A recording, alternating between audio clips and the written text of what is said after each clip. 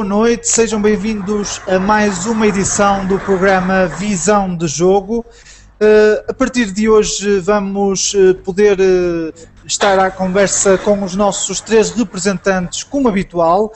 Temos Sérgio Ferreira, de parte do FC Porto 24.pt, Paulo Nunes, do serbenfiquista.com e José Sabino, do Fórum SCP do Sporting Clube de Portugal. Já sabe que nos pode acompanhar através do Facebook, em direto, e pode responder à nossa pergunta da semana, que esta semana é se acha que Jorge Jesus deve renovar o contrato com o Benfica. Vamos começar o debate com a análise da jornada. Vamos começar com o Futebol Clube do Porto, que venceu em casa o Estoril por 2-0. Sérgio, foi melhor o resultado do que a exibição do Porto? Acho que, antes de mais, acho que foi a exibição a pensar no que vai ser o próximo jogo com o Málaga, apesar de o domínio da primeira parte ter sido a espaços, ou seja, o Porto entra muito bem no jogo. Graças a Deus, eu tinha falado aqui que o Atsu foi titular porque realmente fez a diferença nos primeiros minutos. Aliás, o Porto acaba por ganhar o jogo naqueles primeiros 15 minutos, muito por causa dele. Depois, à passagem dos 25 minutos, mais ou menos, o Porto desacelera, perde o controlo do jogo, deixa o Estoril aproximar-se um bocado mais, e de forma mais perigosa. Mas na segunda parte faz um domínio de jogo diferente, talvez pela conversa ao balneário, ainda sem a velocidade mostrada nos primeiros 20 minutos, mas a controlar o jogo e pronto. O início do jogo do Porto foi fundamental para o decorrer da partida? Claro que foi. O Porto, chegando ao segundo golo, depois sentou-se em cima do resultado, controlou sem grande esforço. O Vítor Pereira aproveitou para tirar algumas peças que podem vir a ser importantes para o jogo da Champions. Portanto, o início do jogo foi fundamental para o resto. Muito boa noite, Paulo Nunes. Como é que viu esta vitória do Porto? Boa noite. Antes de mais, vi o Porto ganhar de forma tranquila e natural ao Estoril. Como o Sérgio disse, na primeira parte fez o resultado, o Porto entrou bem no jogo. O Estoril não constituiu grande adversário para o Porto e foi com naturalidade que se chegou ao intervalo com o Porto a ganhar por 2-0 e teve uma vitória tranquila que lhe permitiu também descansar os jogadores, como o Sérgio disse, para o confronto europeu que vai ter contra o Málaga. E, portanto, diria que é um jogo que se calhar não tem, de facto, muita história, porque a vitória do Porto é natural e portanto, e foi justa. Já agora, apenas para realçar,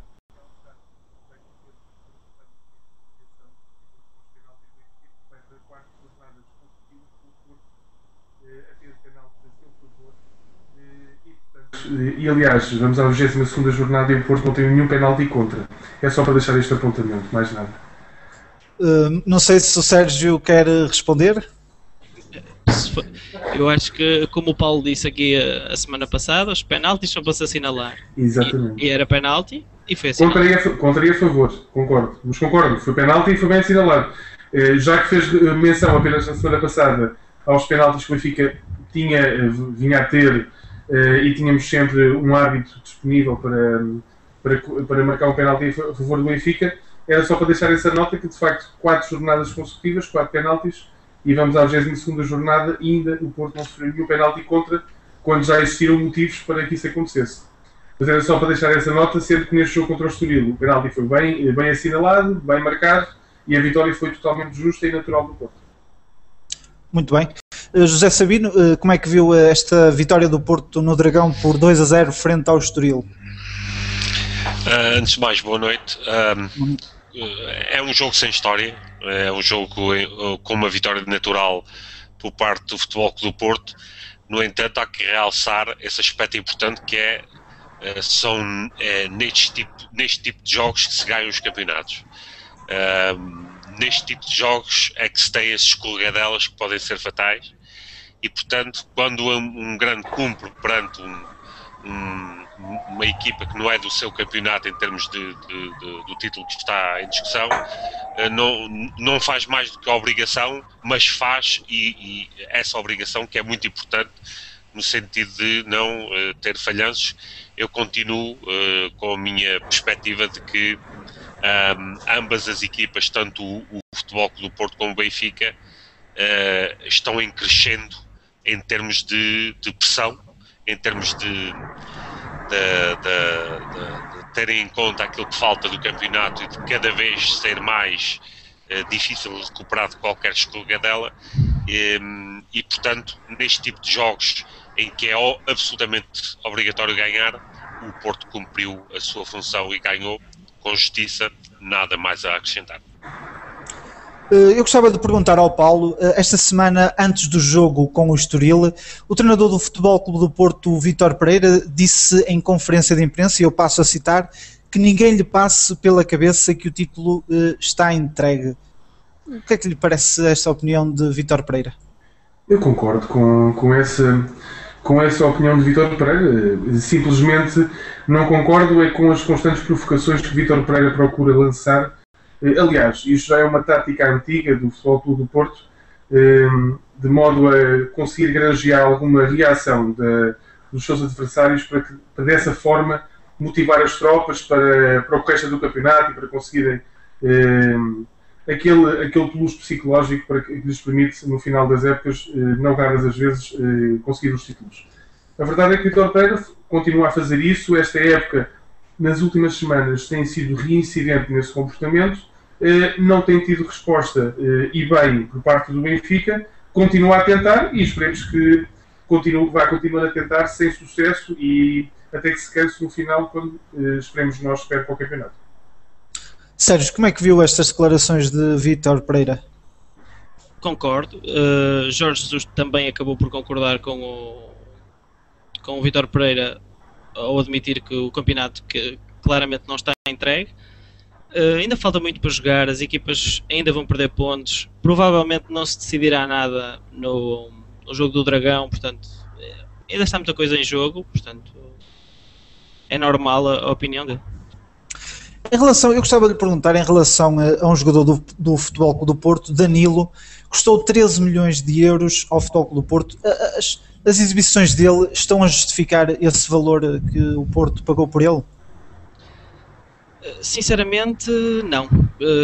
Temos que ter em comparação, por exemplo, o Alexandre, que custou metade do preço, e é um jogador que realmente na posição é muito melhor. Agora, há aqui um problema, que é o Danilo é médio.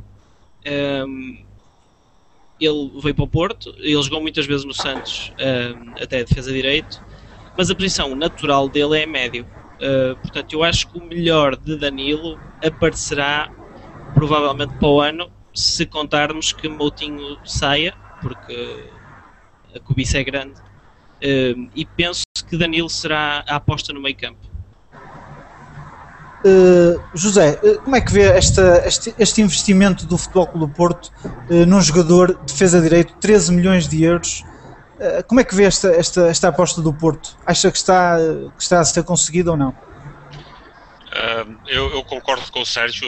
Obviamente que é bastante dinheiro para um jogador cujo rendimento até agora não se pode dizer que tenha sido um falhanço, mas também não é nada de absolutamente extraordinário. O Porto tem dinheiro para gastar.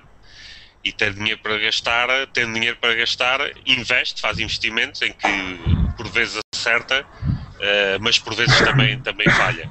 Eu julgo que dificilmente o Futebol Clube do Porto irá recuperar o investimento desportivo e financeiro feito no Danilo, mas isso é apenas uma opinião pessoal. Sérgio, eu gostava também de saber a sua opinião das declarações de Pinto da Costa esta semana, elogiando o Vítor Pereira. Como é que viu estes elogios ao treinador do Porto? Vi com naturalidade. Um treinador que desde que cá está perdeu apenas um jogo. Diga-se o que se disser, pode-se criticar o Vítor Pereira, pode-se dizer que o próximo treinador é o Leonardo Jardim, etc. E é nestes momentos que Pinto da Costa vem reforçar a liderança e reforçar que Vítor Pereira está cá, é treinador até ao fim, e depois no fim da época se verá. Mas acho que o Vítor Pereira provou a sua qualidade e como tal é normal que o Presidente o defenda. Mas acha que faz sentido neste momento falar-se de uma renovação? Normalmente Pinto da Costa costuma fazer este tipo de renovações quando há resultados menos conseguidos, ou pelo menos quando o Flóculo Porto não está nos lugares que costuma ocupar habitualmente nos últimos anos? Vamos lá ver, o Porto não está a ultrapassar nenhuma crise, nem de maus resultados. O Porto está nas competições europeias, para todos os efeitos, só depende de si mesmo para ser campeão. Agora, acho que as renovações não devem ser faladas antes do fim do ano. O treinador, como qualquer treinador, tem objetivos. Se não ganhar nada, provavelmente sairá, porque infelizmente no futebol português funciona um bocado assim. Há a diferença do futebol inglês, por exemplo. Mas, contudo, acho que não se deve falar da renovação do Vítor Pereira agora. Assim como acho que não se deve falar da do Jorge Jesus. Essa é, aliás, a pergunta da semana que eu volto a relembrar. Podem visualizar na nossa página oficial do Facebook. Se acha que Jorge Jesus deve renovar com o Benfica, pode ir lá à nossa página e responder, e partilhar a nossa página com amigos no Facebook. Vamos passar na mesma para o Flóculo Porto, mas para o jogo do Málaga, esta semana para a Liga dos Campeões. Sérgio, como é que vê esta deslocação do Porto à Espanha? Difícil, muito difícil. É um jogo de risco elevado, em que o Porto precisa de fazer golos. O Málaga defende muito bem, não é uma equipa com um ataque temível, mas o Porto precisa de dominar como dominou cá e tentar o golo. É importante chegar ao golo o mais cedo possível para poder controlar o jogo da maneira que o fez cá. E acho que o facto de Moutinho já estar disponível, ao que parece, pela convocatória, vai fazer diferença, claro. Paulo, acredita que o Porto é capaz de marcar em Málaga? Sim, acredito que sim. Como o Sérgio disse, e concordo com tudo o que o Sérgio disse, acho que o Málaga de facto faz da sua defesa a sua grande fortaleza.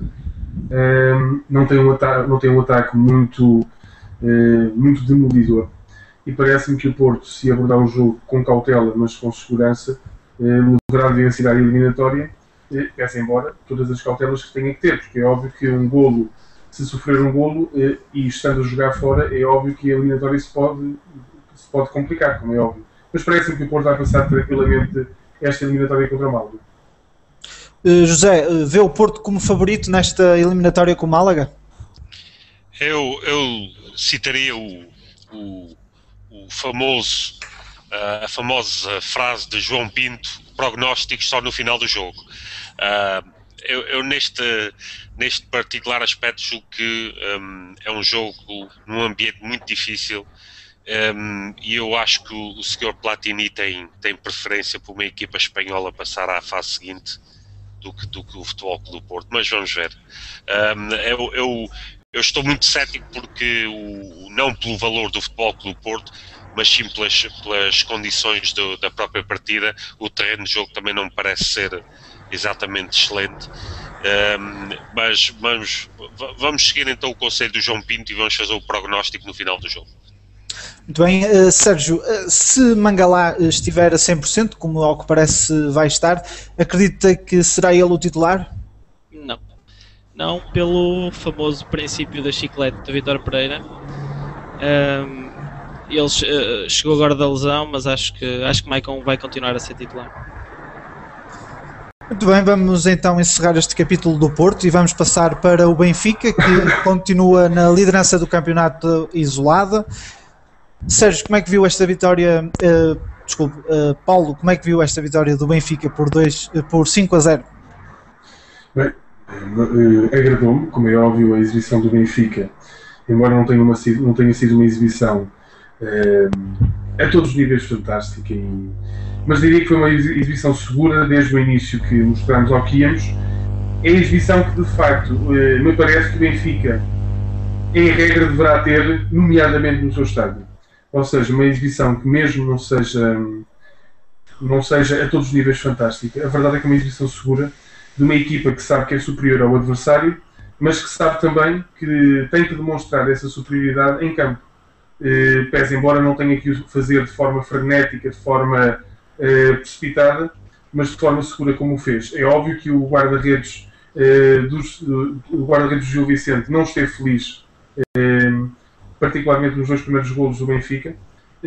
Todavia, parece-me que, independentemente disso, o Benfica fez um bom jogo, controlou todos os momentos do jogo, mereceu ganhar indiscutivelmente. Agora, se não fosse o guarda-redes, seriam por 5, seriam 4. Parece-me que isso acaba por ser irrelevante. E foi uma exibição para calar alguns assobios no Estádio da Luz? Não tem a ver com calar os assobios. Eu diria que aquilo que cala os assobios do Estádio da Luz, eu neste jogo não estive presente, nem estive presente contra o Bordeaux. É sobretudo a atitude dos jogadores.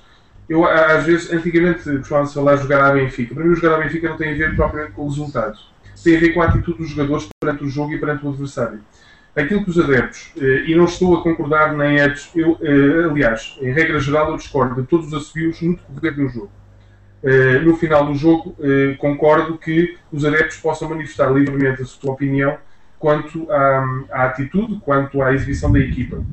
Agora, independentemente de concordar ou discordar dos assobios, a verdade é que o jogo contra o Bordeaux foi muito fraco, o Benfica jogou muito mal, jogou sobretudo com muito pouca vontade, e é óbvio que os adeptos, que são aqueles que mais sentem o clube, aqueles que incondicionalmente estão ao lado do clube, é óbvio que por vezes possam ter reações de desagrado, como no caso aconteceu, e portanto isso foi o que realmente aconteceu na quinta-feira. A exibição não foi para calar os fios, diria que a exibição e a postura demonstrada pela equipa do Benfica foi a postura que tem que se ter sempre, que é uma postura séria, competente e sobretudo abnegada e em defesa das cores do Benfica.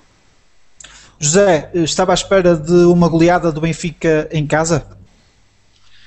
Eu não, estava à espera que o Benfica perdesse, obviamente, que não é algo que me satisfaça particularmente, mas nesta altura não faz grande diferença, mas obviamente eu prefiro sempre ver o Benfica a perder do que ver o Benfica a ganhar, assim como ao Futebol Clube do Porto. Eu repito aquilo que disse para o jogo do Futebol Clube do Porto, é um jogo em casa, o Benfica tinha que ganhar, cumprir a sua obrigação. Se o fez com mais golos, obviamente melhor para os benfiquistas, mas o que é acima de tudo também um jogo sem história, porque é um clube que é superior ao outro, um que está a lutar pelo título, o outro pela manutenção, e o resultado verifica-se com a maior das naturalidades, e mais uma vez realço que é importantíssimo nesta altura não desperdiçar este tipo de jogos, que são aqueles que, no meu entender, decidem campeonatos, que são os jogos em casa com as equipas mais pequenas. Sérgio, como é que viu esta vitória do Benfica por 5-0? Acha que o guarda-redes do Gil Vicente foi a figura pela negativa da partida? Eu acho, sim, foi uma figura negativa, mas aquilo que eu acho que é negativo na equipa como o Gil Vicente é que, assim como já tinha acontecido com o Porto, o Gil Vicente colapsa psicologicamente, ou seja, os jogadores simplesmente chegam a uma altura que deixam de acreditar e parece que estão à espera que o jogo acabe apenas. Nós, a semana passada, tínhamos falado aqui de uma boa exibição do Beira-Mar, que nunca desistiu, que foi à procura, que de uma equipa pequena se galvanizou para tentar um resultado, e o Gil Vicente fez precisamente o contrário, ou seja, assim como também já tinha feito com o Porto, também foi goleado, mas os jogadores parece que perdem a vontade, parece que desistem do jogo e estão à espera de ir para casa. E o Benfica deu 5-0 e podia ter dado 6-7. Há uma série de ocasiões para o Benfica aumentar a vantagem. agora que foram dois frangos, foram, mas não foi por isso que o Benfica ganhou, ou que ganhou só por estes, não está diretamente relacionado. Mas, claro que começa o jogo, em 20 minutos sofrer logo 2 frangos, psicologicamente aquela defesa ficou abalada, mas toda a equipa, eu diria que o Gil Vicente é uma equipa que não sabe perder, não sabe estar a perder. E acho que as equipas pequenas, normalmente, e o Paulo concordará comigo, quando jogam com as equipas grandes, ou seja, com as equipas candidatas ao título, como se costuma dizer, comem a relva, ou seja, as equipas dão tudo por tudo para tentar um resultado, um ponto, ou isto ou aquilo. E o Gil Vicente não tentou nada. Acima de tudo, parece-me acima de tudo que o Gil Vicente, mais do que uma equipa que joga como se costuma dizer, na retranca, é uma equipa sobretudo que se sente confortável com a bola no pé e em momento ofensivo, em momento de construção de jogo. É óbvio que encarar seja o Benfica, seja o Porto, menos o Sporting, devido às atuais circunstâncias, é óbvio que é incómodo para o Gil Vicente, porque tem que jogar, ou deve jogar, violando um pouco a sua filosofia de jogo e a filosofia do próprio Paulo Alves. Porque as equipas pequenas, a verdade é que, em regra, se encararem olhos nos olhos as equipas grandes, o normal a acontecer, não digo que aconteça sempre, mas o normal, como é óbvio, é perderem, e não é só por 1 ou por 2, porque a diferença de qualidade das equipas é assinalável. O nosso campeonato nisso é muito desequilibrado. Sim, mas o que eu digo é a falta de vontade que se nota nos jogadores, assim como até já se notou no jogo contra o Porto, em que eles já estavam a ser goleados e os jogadores simplesmente não corriam à bola. Eu lembro-me perfeitamente, por exemplo, de um lance que o Gil Vicente corta a bola à entrada da área, o jogador está a 5 metros da bola e o Moutinho vem a, sei lá, 15 metros da bola e chega muito primeiro do que ele, simplesmente porque o jogador parece que não tem a vontade suficiente para acreditar. Psicologicamente é normal que isso aconteça. Uma equipa, quando está a perder por mais do que um golo, é óbvio que há sempre a componente psicológica pesa muito no jogo de futebol, porque, como é óbvio, os 90 e tal minutos de uma partida, na minha opinião, não estamos à espera que os jogadores seja só a parte física que vá pesar no número de quilómetros que eles correm, nos picos que fazem e tudo mais. A parte psicológica é fundamental para que eles se mantenham competitivos e mantenham sempre aquela garra que nós tanto queremos ver nos jogadores das nossas equipas durante todo o jogo. A partir do momento em que uma equipa começa a perder por mais do que um golo e se mostra incapaz de dar a volta ao resultado, é óbvio que moralmente os jogadores vão abaixo e portanto, o mais normal a acontecer é, como o Sérgio disse, os jogadores que se encontram muito mais perto da bola do que os adversários chegarem mais tarde a essa bola, perderem a disputa. Parece que correm menos, parece que têm menos força, um conjunto de circunstâncias, mas que é tudo condicionado pelo fator psicológico. Sim. O Benfica tem mais pontos por esta altura do que na época passada, e eu gostava de perguntar ao Sérgio também se será mais difícil tirar este Benfica este ano da liderança do que na época passada.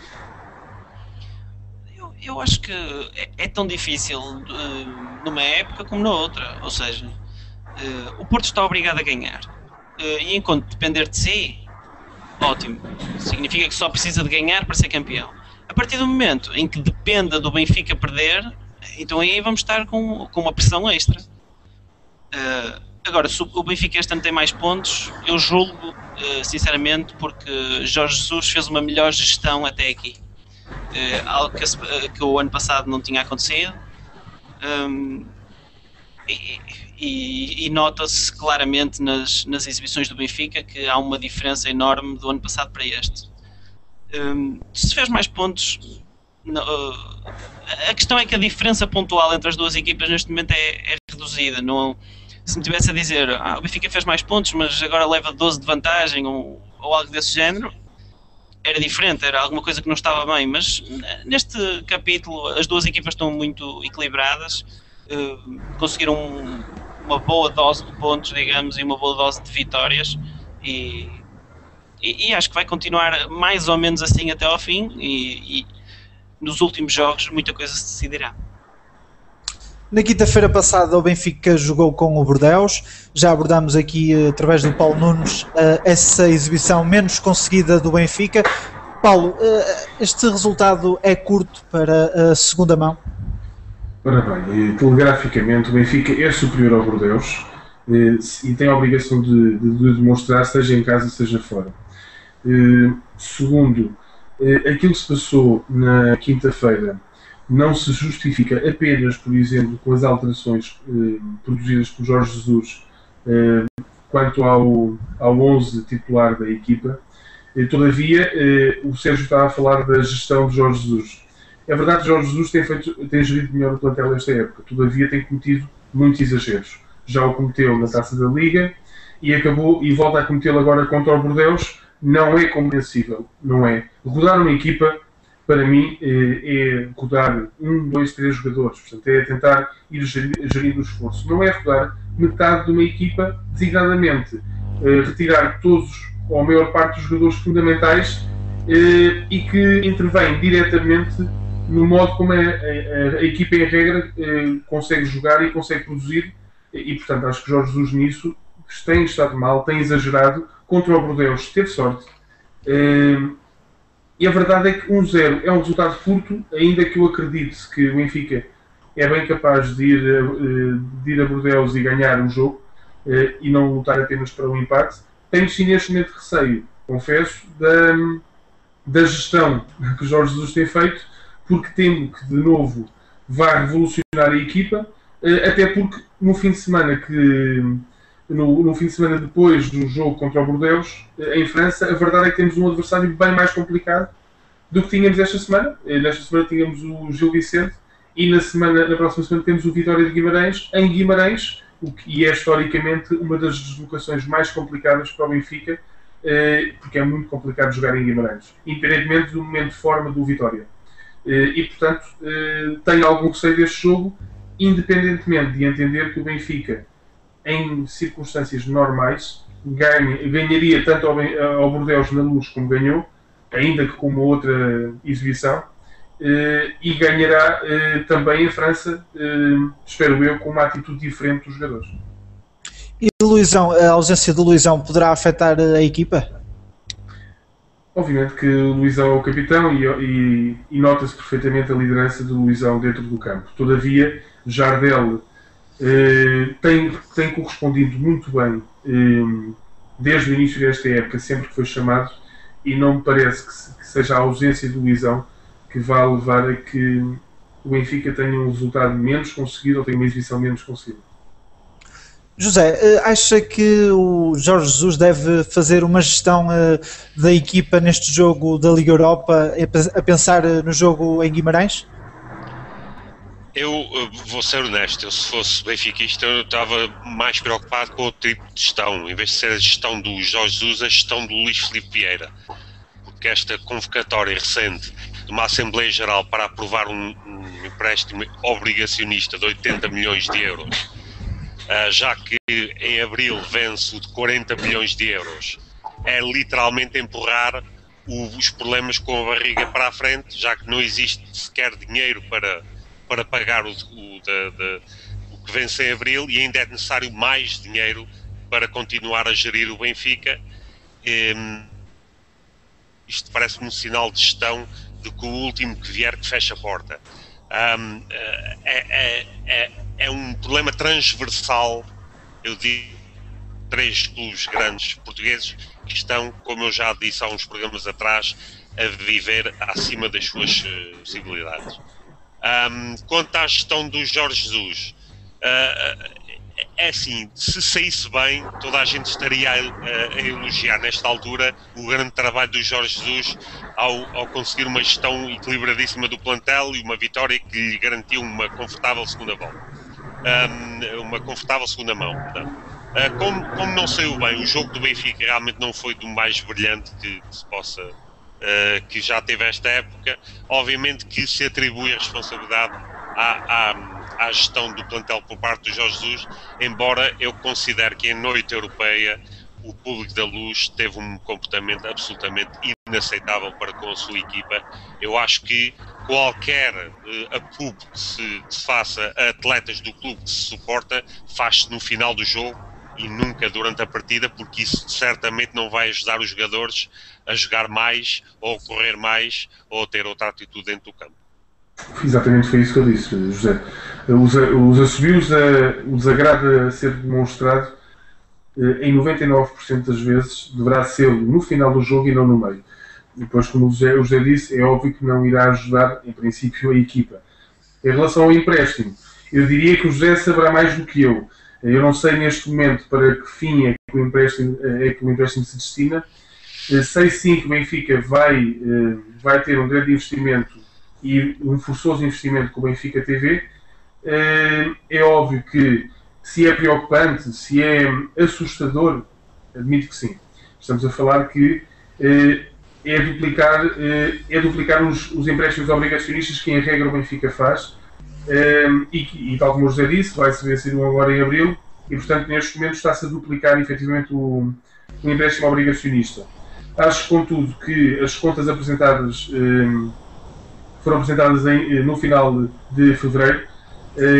É óbvio que nos deixam relativamente tranquilos, não no sentido de demonstrar que o Benfica está ou registra um fulgor financeiro assinalável, até porque é normal que neste semestre existam sempre melhores resultados devido às últimas vendas que se fazem no final do mercado no defesa, portanto em agosto, e portanto em janeiro é normal não existirem compras assinaláveis, ou pelo menos é aconselhável que não se faça, até porque há um conjunto de circunstâncias que o desaconselham.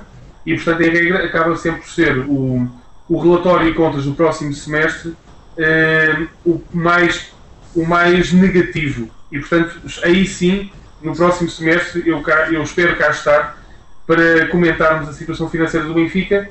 Ainda assim, o José há de reconhecer que tomar o Sporting ter fulgor para conseguir pedir um empréstimo obrigacionista de 80 milhões de euros no mercado, coisa que duvido que conseguisse fazer. Paulo, eu não quero fulgor nenhum do Sporting a pedir dinheiro emprestado aos bancos. Eu não julgo que isso seja um sinal de competência, de boa gestão e de vitalidade de um clube. Portanto, eu qualquer empréstimo prefiro não ter fulgor absolutamente nenhum e prefiro que os rendimentos e o cash flow do clube venha da competência e da liderança que está à frente do clube. O cash flow deve ser positivo, mas não é possível. Não é possível gerir-se e investir. Estão a viver acima das suas responsabilidades, das suas capacidades. Estão. Não, porque o José estaria a pedir que o cash flow tanto do Benfica, do Porto ou do Sporting fosse vários milhões de euros. E isso é impossível acontecer. Portanto, é normal que o cash flow deve sim ser positivo, deve haver tesouraria. Agora, para se fazerem investimentos, seja na compra de, por exemplo, um Danilo, seja noutras circunstâncias quaisquer, é normal que se façam empréstimos. Independentemente, atenção, estamos a falar que depois tudo depende para o que se destinam os empréstimos. E eu acho que é em relação a isso mais que o José está a falar. E portanto, eu não concordo se o empréstimo fosse exclusivamente para liquidar um empréstimo obrigacionista que tivesse sido celebrado com aquele que se vai vencer agora há 3 anos. Bem, há 3 anos atrás, acredito que não, eu não sou favorável a isso. Acho que o objetivo de uma equipa, e neste caso o Benfica, de uma gestão racional, será, mesmo que necessite de efetuar um novo empréstimo, é ir reduzindo o valor que vai pedindo à banca, como é óbvio, e neste caso estamos a falar, não é à banca, estamos a falar que é a quem quiser subscrever as obrigações, e portanto é óbvio que deve-se ir diminuindo cada vez mais o dinheiro que se vai buscar ao mercado. Agora, atendendo a que neste momento há este grande investimento que vai ser a Benfica TV e os novos moldes em que a Benfica TV vai funcionar, não sei de facto quais os objetivos, ou todos os objetivos deste empréstimo, e por isso não faço um comentário tão preciso quanto gostaria quanto a esta matéria. Muito bem, vamos voltar um pouco atrás e ao jogo com o Bordeaux. e perguntar ao Sérgio se acha que Jorge Jesus vai fazer a gestão a pensar no jogo com o Guimarães, na próxima eliminatória com o Bordeaux. Para o bem do Benfica e dos adeptos, espero que não, porque se o Benfica calha de fazer uma exibição parecida e tem o azar de sofrer um golo em contra-ataque e o Bordeaux conseguir arrastar a eliminatória, quer dizer, é um perigo fazer uma gestão agora. Acho que a gestão não correu bem, essencialmente, nem tanto pelo Rodrigo, mas essencialmente porque se viu falta de velocidade na equipa, e contra uma equipa como o Bordeaux, que demora muito tempo a reorganizar-se, não conseguir imprimir a velocidade no último terço que o Benfica normalmente tem. Pronto, o jogo ficou um bocado partido, se bem que o Bordeaux também não chegou a meter medo de forma nenhuma ao Benfica. Foi uma equipa mansa, digamos.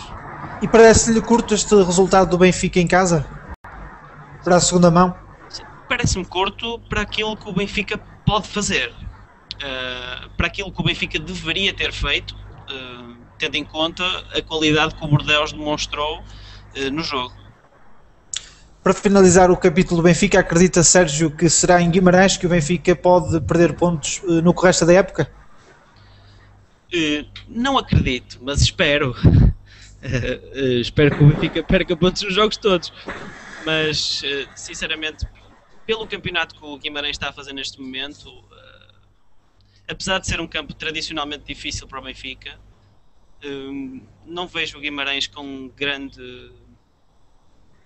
jogo para combater aquela fluidez ofensiva do Benfica, digamos. Agora, se o Benfica abrandar conforme abrandou com o Bordeaux e conforme temos visto alguma gestão ser feita, o Guimarães é uma equipa que normalmente aproveita muito bem os erros, e o Benfica terá de ter cuidado com isso.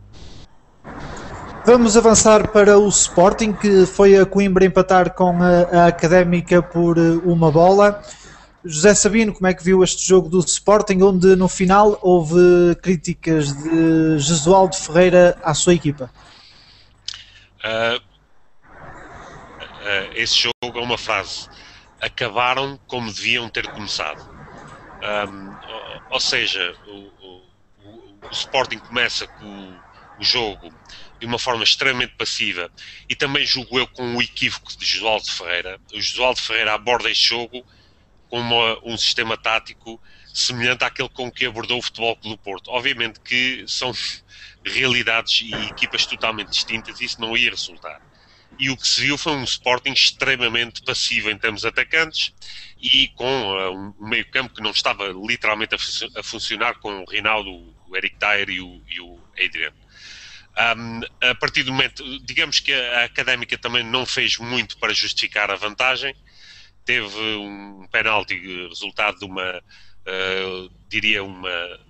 quase infantilidade do nosso defesa, do Focobo, e portanto a primeira parte não teve grande história, a não ser o facto da Académica ter chegado ao final dos primeiros 45 minutos a vencer. Na segunda parte, realmente, quando o sistema tático se alterou e quando o Sporting jogou a correr atrás do resultado, que tem sido algo bastante frequente esta época, então sim, a equipa libertou-se, criou ocasiões, foi pressionante, não deixou praticamente a Académica nos últimos 20 minutos sair do seu meio terreno, e podia ter perfeitamente ganho o jogo. Acabou literalmente com a Académica com a corda na garganta e a pedir que o árbitro apitasse para o final do jogo. Portanto, o resultado, se haver um vencedor, teria de ser o Sporting, mas castiga o empate, castiga a passividade do Sporting nos primeiros 45 minutos. O José, há semanas atrás, disse-nos aqui que o facto de Jesualdo estar a utilizar estes jovens jogadores podia comprometer o futuro de alguns, esta utilização na equipa principal do Sporting. Ainda concorda com essa sua afirmação? Eu não julgo que pode comprometer. O que eu julgo é que, obviamente, os jogadores, quando são lançados às férias desta forma e massivamente, estão sob uma pressão que eu julgo que não ser a mais adequada para o seu desenvolvimento em termos futebolísticos. A estes jogadores foi-lhes pedido atinjam a Europa. A partir de determinada altura, quando o Sporting faz uma espécie de limpeza no mês de janeiro dos jogadores que eram mais bem pagos no plantel. E carregar nos ombros destes jovens jogadores essa responsabilidade, eu julgo que não é correto. Se for um crescimento sustentado, introduzido na equipa de forma regular, jogadores jovens, eu apoio perfeitamente e julgo que será uma estratégia muito bem delineada. Agora sim, da forma como está a ser feito, eu julgo que não é absolutamente correto colocar nestes jogadores a responsabilidade de atingir objetivos europeus, quando, obviamente, os mais velhos, os mais experientes, aqueles que estavam realmente com a carga salarial mais elevada, não o conseguiram fazer. Eu relembro quem nos segue em direto que pode responder à nossa pergunta da semana na nossa página oficial do Facebook, e a pergunta da semana é se acha que Jorge Jesus deve renovar com o Benfica. Paulo, em relação a este jogo do Sporting, como é que viu este empate em Coimbra? Eu vi, tal como eu já tenho vindo a falar, vi com naturalidade. O Sporting, esta época, tem vindo a definhar e, portanto, eu diria que está sempre mais próximo de perder ou de empatar um jogo do que propriamente de o ganhar. Eu não discordo tanto em relação com aquilo que o José disse, no sentido de haver um vencedor no jogo que deveria ser o Sporting. Porque acho que a Académica não, embora não tenha feito muito, fez mais do que o Sporting e durante a maior parte do jogo. E portanto, daí eu não concordo integralmente com o José. De qualquer modo, eu acho que atualmente eu estranho é quando o Sporting ganha um jogo. Porque efetivamente, e aí eu concordo com o José, a instabilidade que neste momento estruturalmente o Sporting vivencia não permite que a equipa tenha a tranquilidade em campo suficiente para poder explanar o futebol que tem, porque pese embora, como eu também já disse anteriormente, o plantel do Sporting não se equipara ao do Benfica ou do Porto. A verdade é que é um plantel superior à da maior parte das equipas da primeira divisão, mas a verdade é que não o consegue demonstrar em campo. E tem-se visto, jogo após jogo, resultado após resultado, que o Sporting, aparentemente, a continuar assim, não vai conseguir mesmo chegar à Europa, o que muito estranho, como é óbvio, porque a equipa está pessimamente. É um péssimo sintoma quando um treinador começa a criticar os seus jogadores numa conferência de imprensa, mesmo que seja no pós-jogo, e tal como eu já tinha dito ao Bruno anteriormente, eu acho que esses problemas, mesmo que existam problemas dentro do seio da equipa, são para ser resolvidos internamente. Quando um treinador sente necessidade de dizer isso cá para fora, para os microfones das televisões, das rádios, é porque a confusão ainda é maior do que aquela que se suspeitava.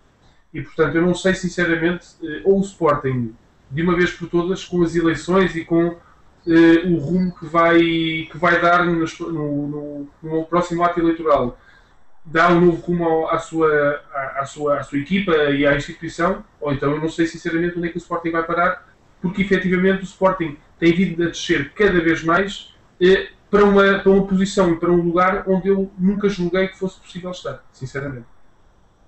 José, eu gostava de saber, em sua opinião, o que é que acha da ausência de Refren? A que é que se deve a ausência do jogador do Sporting? O Refren foi, para mim, uma aposta claramente falhada. É um jogador que tem talento, mas que veio com diversos problemas físicos. Quando eventualmente os problemas físicos foram resolvidos, falta a motivação, falta sempre qualquer coisa com o Refren. Eu, no entanto, só voltando um bocadinho atrás, eu julgo que neste jogo, o Paulo, definitivamente eu não vi ocasiões por parte da Académica, como por exemplo vi com o jogo com o Estoril, em que o Estoril foi claramente superior e mereceu ganhar o jogo. Neste caso, não há ocasiões de perigo por parte da Académica. A determinada altura tinham posse de bola, mas era uma posse de bola absolutamente inofensiva, enquanto que nos últimos 20 minutos o Sporting teve efetivamente ocasiões flagrantes para vencer a partida e podia-o ter feito. Portanto, neste caso, eu julgo que se o jogo tivesse provavelmente mais 5, 10 minutos, o Sporting acabaria eventualmente por marcar o segundo golo. Como o futebol não se faz de sis, mas faz-se da realidade, o empate aconteceu e julgo que em termos de empate este terá sido aquele mais, digamos, injusto para o lado do Sporting daqueles que aconteceram de todos a série de empates que o Sporting tem. Então como é que o José justifica que neste empate, que segundo o José foi aquele que menos, aquele que de alguma forma mais próximo esteve da vitória, segundo as suas palavras, como é que, se calhar, pergunto eu agora fazendo de Bruno, como é que neste caso justifica o facto de Josualdo Ferreira, neste jogo em particular, ter sentido, contrariamente a outros, ter criticado a equipa depois do jogo? Paulo, eu enquadraria as críticas noutro contexto. Eu julgo que o Josualdo Ferreira se quer ir embora no final do campeonato. E eu julgo que ele não está a ter uma postura, na minha perspectiva, de alguém que quer preservar o seu local de trabalho e quer estar presente na próxima época. E, portanto, diz aquilo que bem entende e diz aquilo que uma estrutura que, se existisse por trás dele, o faria controlar as suas declarações. Eu discordo completamente das suas declarações no final da partida. Obviamente tem que fazer críticas nas quais ele próprio se deve incluir, pois o sistema tático com que abordou esta partida não foi o mais correto e o Josualdo já tem idade suficiente para ser capaz de fazer a sua autocrítica, coisa que ele não foi capaz de fazer no final do jogo.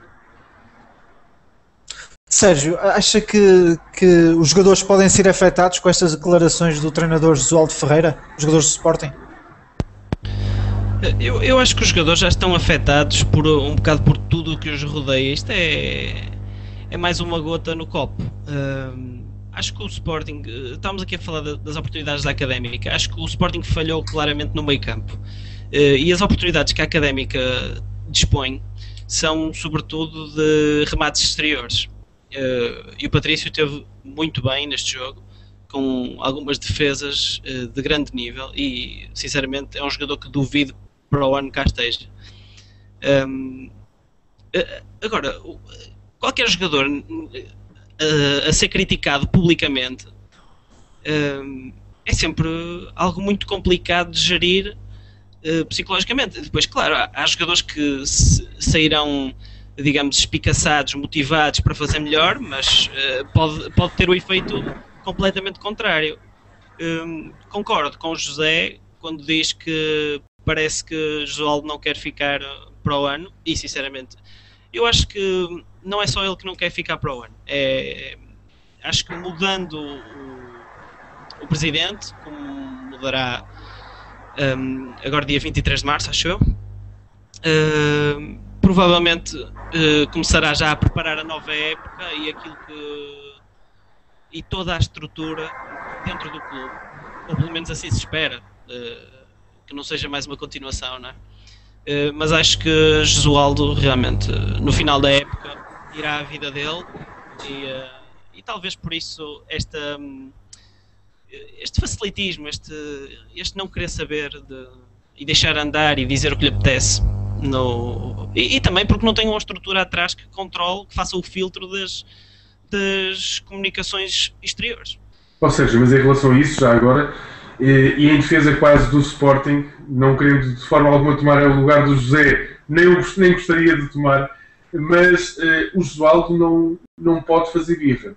Ou seja, o Josualdo neste momento é um profissional do Sporting.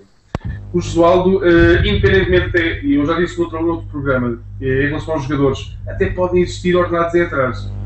O Josualdo, enquanto estiver a representar o Sporting, como qualquer profissional que esteja a representar o seu clube, tem que respeitar do primeiro segundo em que assina o contrato até o último segundo quando assina o contrato.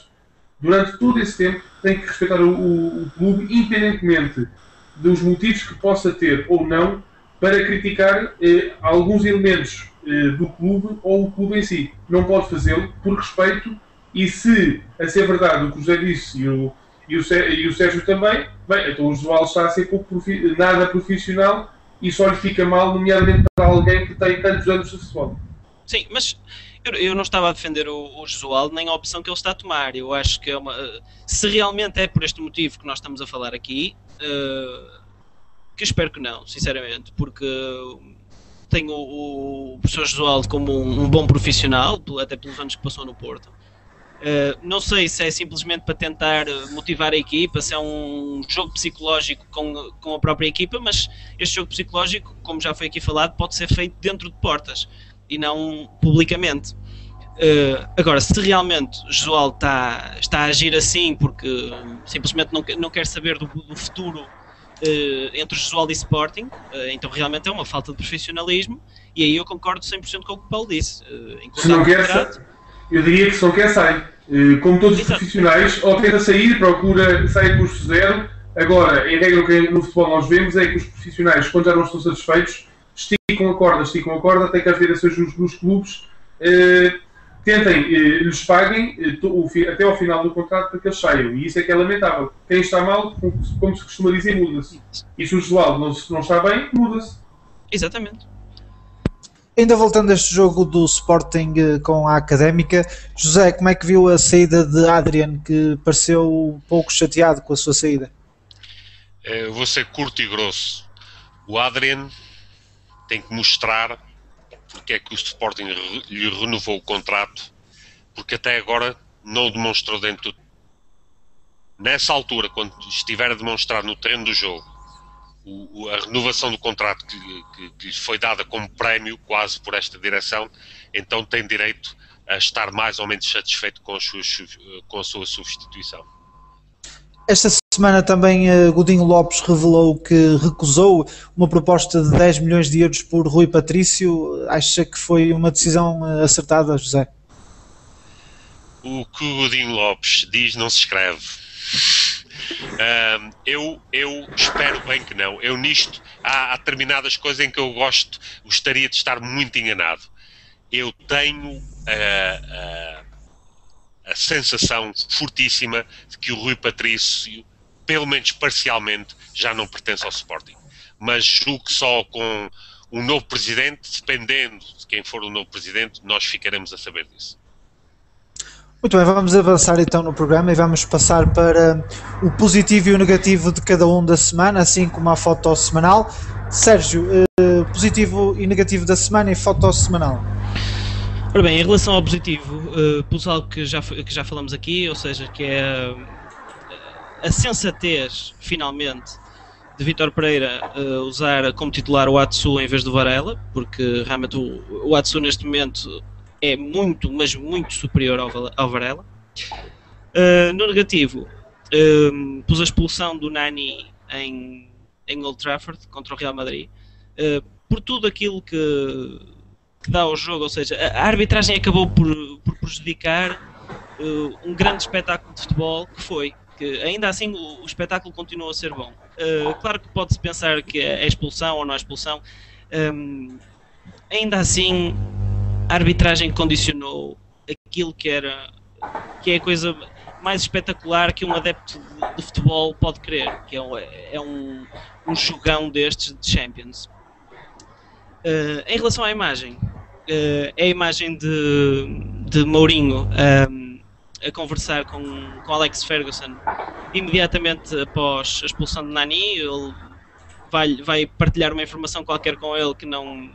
ele põe a mão à frente, portanto não é possível de saber qual é que é, mas que realmente é um gesto raro no futebol hoje em dia, o profissionalismo e os valores humanos acima da rivalidade futebolística e acima de tudo aquilo que envolve o futebol.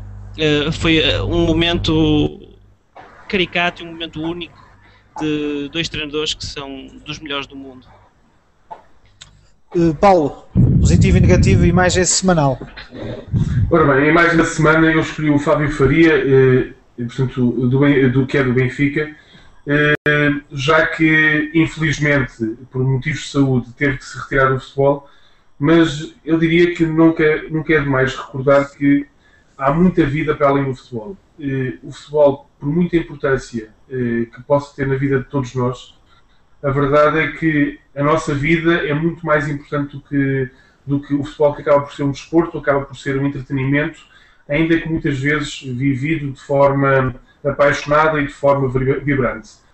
O positivo da semana, é na sequência do Fábio Faria, é o próprio Luís Filipe Vieira e o Benfica, o modo como de imediato se colocaram ao lado do jogador, dizendo que vão cumprir o contrato até final, bem como sempre lá estarão para apoiar o jogador, contrariamente ao que outros clubes já fizeram quanto a jogadores que, por alguns infortúnios, deixaram de jogar futebol. Eu acho que há esta vertente humana e social dos clubes, independentemente de serem SADs, nunca devem ser descuradas e, portanto, neste caso em particular, eu gostaria de realçar a atitude do Luís Filipe Vieira e do Benfica. Como aspecto negativo da semana, seria aquele energume que no jogo Benfica-Bordeaux atirou aquele petardo, o que poderá levar o Benfica a ser penalizado pela UEFA. Eu diria que não se compreende. Vamos lá ver, eu sou um adepto do colorido no futebol, da festa do futebol, e confesso que tenho algumas saudades, mesmo na década de 90, de ver aquele colorido que por vezes as tochas provocavam num campo de futebol. Agora, os petardos, eu nunca vi qual é a piada de um petardo. E a verdade é que o Benfica já tinha sido avisado pela UEFA que podia realizar jogos à porta fechada, e a verdade é que qualquer energume que entendeu que, independentemente dos avisos da UEFA, ele acha-se mais importante do que o Benfica e, portanto, sem prejuízo do Benfica poder ser prejudicado, deflagra um petardo no jogo. Felizmente que, em uníssono, todos os adeptos do Benfica, como é óbvio, condenaram de imediato aquele comportamento, tanto que esse mesmo adepto, que não sei sinceramente se é adepto do Benfica, porque custa-me entender que um adepto do Benfica tenha uma atitude tão irrefletida e tão estúpida, peço desculpa pela expressão, que possa prejudicar o clube ao ponto de termos de jogar de porta fechada. De qualquer modo, os adeptos que lá estavam, tanto que apoiaram e criticaram, censuraram aquela atitude, que o adepto foi facilmente identificado, foi levado para a esquadra, e esperemos que isso seja suficiente para o Benfica não sofrer consequências por essa atuação absurda. José Sabino, positivo e negativo? Só para acrescentar ao que o Paulo disse, espero que não seja o mesmo adepto. Só para acrescentar ao que o Paulo disse, espero que não seja o mesmo adepto que há uns anos atrás, numa final da Taça, matou um adepto do Sporting com um fair light, e depois que estava de regresso aos estádios aqui há uns meses atrás, numa atitude que eu também... José, não misture situações. Não estava a misturar com isso, estava apenas a referir que não entendo como é que uma pessoa dessas consegue voltar a um estádio de futebol em Portugal. Primeiro, depois daquilo. É fácil, já agora, porquê? Porque em 2009 a lei que foi aprovada, ou o diploma que foi aprovado, e que pedem os adeptos irem aos estádios, tem um limite temporal, não é para sempre. Para além disso, aquilo que se passou em 1996, que vitimou, infelizmente, um adepto do Sporting, foi algo bem distinto da situação que se passou com o mesmo adepto do Benfica, o Inácio, no jogo que opôs o Benfica contra o Spartak de Moscovo, em que, nesse caso, estamos a falar que os adeptos do Benfica foram surpreendidos por adeptos russos que apedrejavam, e houve, de alguma forma, legítima defesa na atuação dos vários adeptos do Benfica que nesse momento ali se encontravam. Em 96 estamos a falar que foi um ato irrefletido, foi uma imprudência, e portanto não são coisas distintas, e noutro momento podemos falar sobre o assunto, e até porque eu conheço bem o caso e conheço até o adepto em questão. Para além disso, a situação que aqui se passou pelo tarde, estamos a falar que, para além de não trazer nada de novo ao espetáculo que é o futebol, aqui o problema, e que mais nos choca, é que, de facto, podia e pode prejudicar, pode lesar os interesses não só a nível de imagem, mas como patrimoniais do Benfica, o que não se compreende quando supostamente o adepto é do Benfica. Certo. Positivo e negativo. Vamos então ao positivo. Positivo, duas coisas. Uma que eu até recomendo ao Paulo e ao Sérgio. Alguns furistas do Fórum SCP, Sporting Clube Portugal, produziram um documentário do qual saiu o primeiro episódio, chamado Golpe no Sporting. Julgo que é extremamente informativo e dá uma visão muito objetiva daquilo que o clube tem sido vítima nos últimos 17 anos, e eu recomendaria vivamente que os sportinguistas e mesmo os adeptos em geral vissem esse documentário, principalmente vindo do fórum onde eu faço parte. O link está disponível, já agora, o link está disponível. Está no YouTube, Golpe no Sporting. O segundo positivo é muito rápido, é para o Volkswinkel, depois dele ter levado os negativos da semana passada. Eu julgo que quando ele é servido na área onde ele é realmente bom, que é dentro da área, ele costuma ser extremamente eficaz, e foi no jogo com a Académica.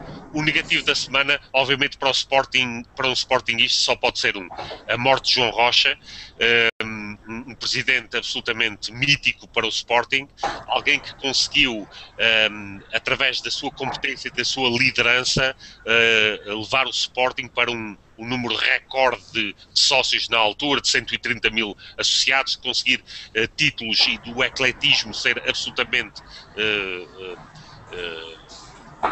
uma coisa absolutamente extraordinária, uma gestão absolutamente carismática por parte desse grande presidente, e conseguiu fazer sem recorrer a qualquer outro elemento a não ser a sua competência e a sua liderança.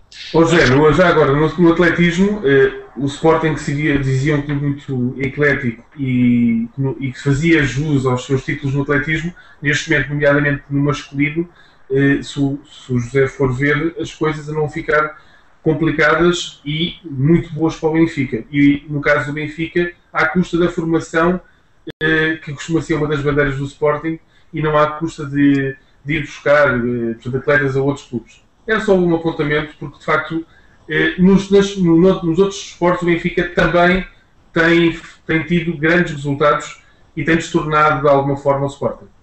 Mas é precisamente por isso o projeto, o chamado Projeto Roquete, tem destruído efetivamente o atletismo do Sporting, e o atletismo tem sido uma das principais vítimas, daí ainda ser mais difícil compreender o apoio de Mário Muniz Pereira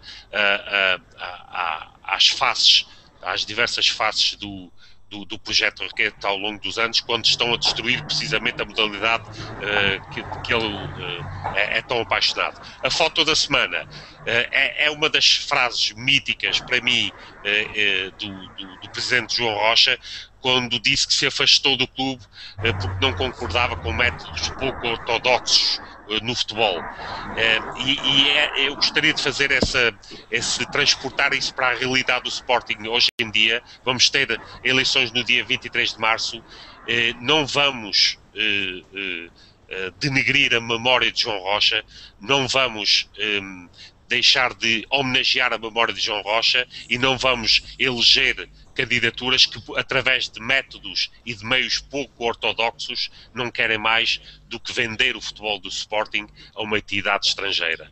Não podia ser melhor homenagem ao espírito e ao carisma e à liderança de João Rocha do que acabar de uma vez por todas com os métodos pouco ortodoxos que têm sido utilizados para gerir o Sporting nos últimos 17 anos. E é tudo.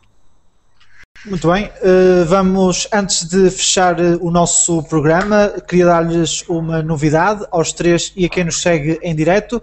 A partir de sexta-feira, dia 15, vamos inaugurar o nosso site oficial. Desde já está o endereço em rodapé, www.visãodejogo.net. Sexta-feira, 15 de março, vamos nesta inauguração sortear uma camisola de um dos três clubes grandes para o vencedor, uma camisola oficial, do clube em questão.